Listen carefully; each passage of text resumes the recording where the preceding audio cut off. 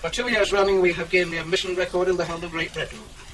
It is classified as the most haunted house of its nature.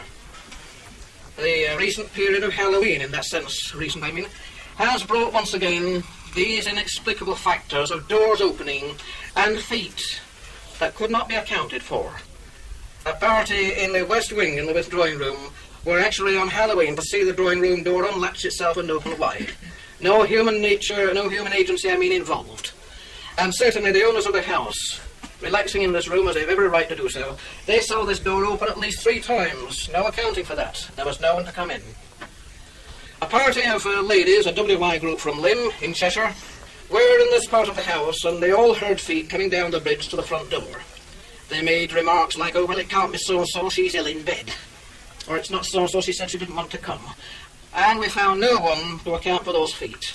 Outside, total darkness, and a 50-seater Bedford safely locked up. We had the driver with us. So you have to think of the on-scene factor, almost a poltergeist factor, of why cameras won't work. I noticed particularly in the course of this last season that cameras would not work. They weren't outside, but sometimes in the house they seemed to lock solid. No guys at all with them. A lady on the south lawn in August taking a Polaroid snap. It's happened several times there. She was just on the lawn beyond the drive, and she saw nothing except her family and the dog. She was photographing them on Polaroid, and this instant photograph showed a cowled and robed monk standing beside the family. Now, as she said, any reverend brother who was stood near her, she would have seen him before she handled the camera, but there was no reverend brother there visible, but one came out on the Polaroid. Of course, you take away free leaflets off the desk, showing the admission times and the brief details of Chingle and its television and radio appearances, and we've added, of course, Wish You Were Here program to our latest leaflets.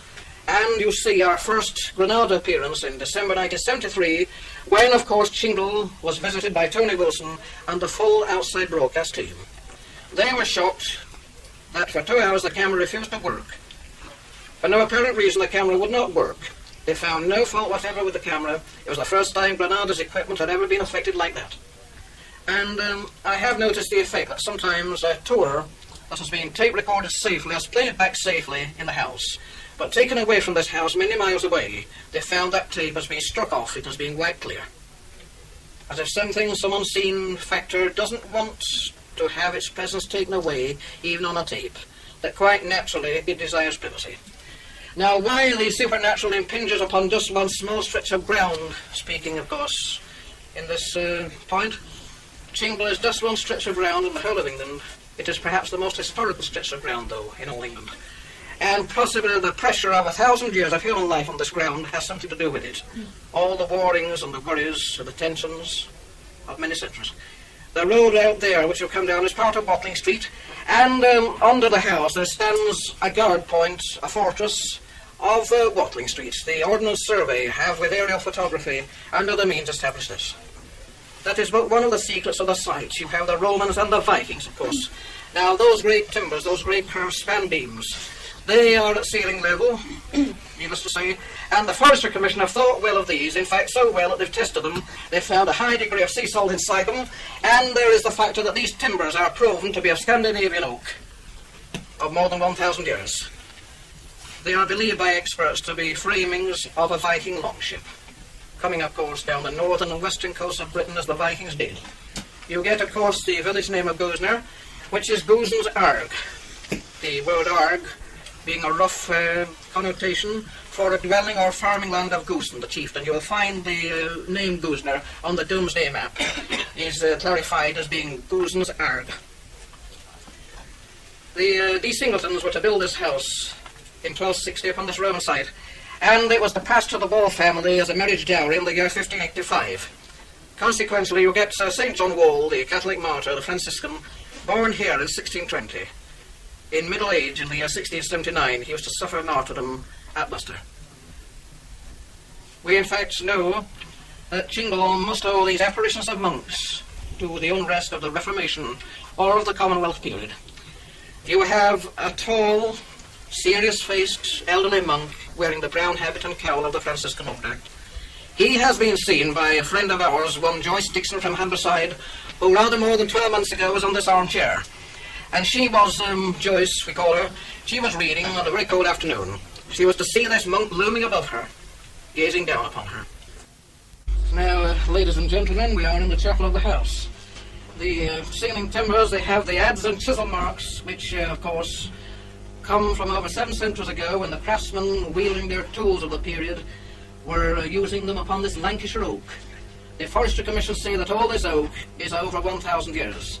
Before you lies the altar, which had to be lost before it could be found.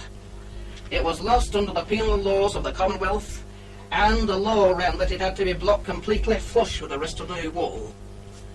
It was found by Miss Anne Strickland of this household, the sister of Mrs. Howarth, in the year 1960. She, quite a big effort, took away all this blockage made in it, and the altar became once again hallowed. In April 1962, you'll find the eminent Cardinal Heenan and the equally eminent Bishop Hoskins Abraham of Lancaster meeting at this altar for Christian unity. The factor of Christian unity in Great Britain started here in this ancient house of Chingle. This altar is now open to all communities who wish to meet here. I'm standing, in fact, madam, you're standing on the edge of a 3-foot drop, and it is a containing height at floor level for the altar candlesticks and the mass chalice. They were placed under the stone flag, which is, of course, lowered upon them. I should imagine it was fairly safe.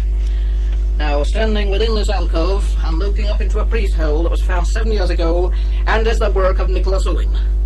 Nicholas Owen, about the most eminent maker of priest holes they ever had always to be moving. He was a marked man, sentenced to death many years before he was actually taken. He was to spend 12 years making the priest holes in these former mass centres. For that work, he was to die in the Tower of London after his capture. He died on the rack, taking all his secrets to the grave. A matter of 7 years ago, there comes early one morning when Mrs. Howarth, on that February morning, noticed smoke trails as far up the house of the stairway. She was, in fact, to find this alcove and the stonework red hot. Some minor damage, very minor damage, was done to the timbering, and the firemen came. They broke down a very thick stone wall and contained the outbreak in this wall space. They said there was no evidence of anything inflammable, nothing whatever to account for the fire. In fact, it is not unknown in these ancient houses for mystery places like secret rooms and hiding places to come to light because of some inexplicable fire effect. You always have the feeling that you've left someone behind.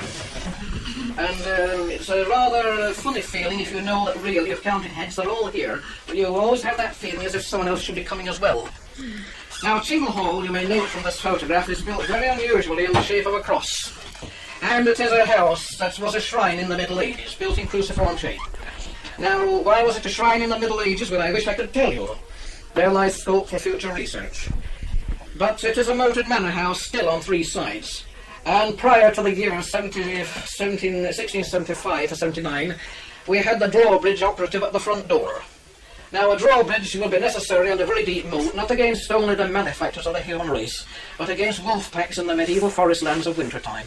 It is known that the wolves came down from Bowland, and that there was certainly a lot of wild boar in the forest. I suppose they would be quite dangerous in the way. I believe wild boar hunting was a sport which the gentry indulged in from time to time, among other things.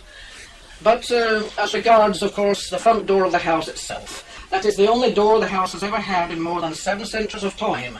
It has the original ironwork in the way of hinges, bolt and latch, and the Y-shaped knocker must not be forgotten. It is the only knocker of its age and type to remain in this country. Now, this part of the house, the priest room, lies directly above the chapel, and it is in the east wing of the house, from the front as you see it across from the road. This altar was for the priest, of course, and it was nonetheless blocked under penal law, and it was only to be found in the period of 1960 when Mrs. Howarth found this priest hole, which lies, as you see, to the right of the altar.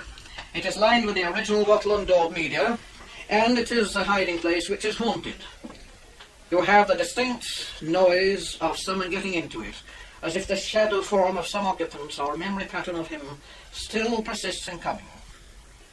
Of course, in those days, a very frightened man, can you blame him, would have to hurry into that hiding place when armed soldiers, of course, clattered up on their horses, and they would come into search.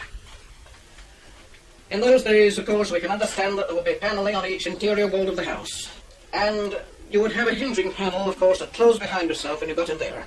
Sliding panels were known of, but they would have to be made both very thick and very accurately. There would have to be no rattling effect, you know, And I think you would find more hinged pattern than the other sort. At all events, we've had our moments of truth in this room, when, I may say, the ghostly footsteps in this room has certainly helped me on a certain occasion.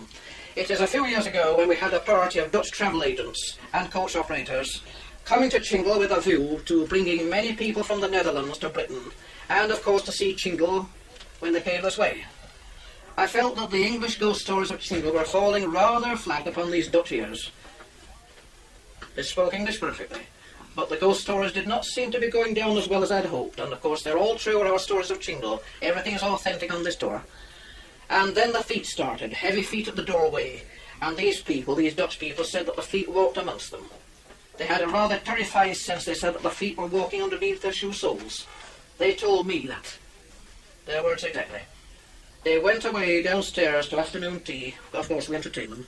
They went downstairs in a very thoughtful frame of mind. And, of course, we got many people from Holland, and they enjoyed it too.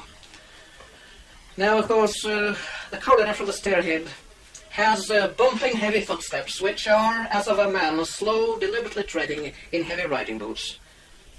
Is he a royalist? Could he be the royalist that four clairvoyants have seen in the house? Four clairvoyants, obviously from different parts of this country, have agreed on one thing, that there is a young cavalier. I've never seen him, but they say he is in the house. He's booted and spurred, and he's waiting for a messenger who never comes. One of these people said that a horse waits outside on the back lawn. I don't know. He must be the fourth apparition we have.